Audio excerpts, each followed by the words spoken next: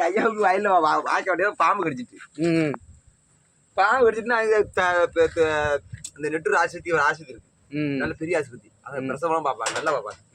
அந்த ஆஸ்பத்திரியில சரி விஷம் இருக்கான்னு செக் பண்ண போனதில்ல, விஷம் இருக்கு, ஐக்ரௌண்ட் கூட்டு போங்க அப்படின்னு சொல்லிட்டாங்க. ஆஸ்பத்திரி ஒரு ஊசியும் போட்டு ஐக்ரௌண்ட் கொண்டு 108க்கு போயாச்சு. 108ல நான் என் தம்பி எங்க அண்ணன் போறாரு.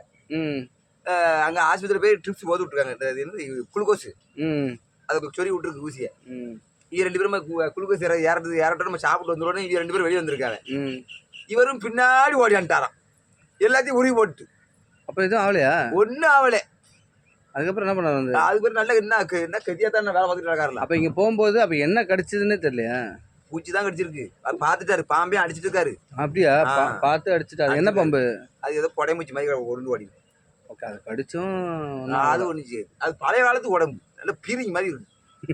பீரிங் எங்க இருக்காரு அவரு? அது இருக்காரு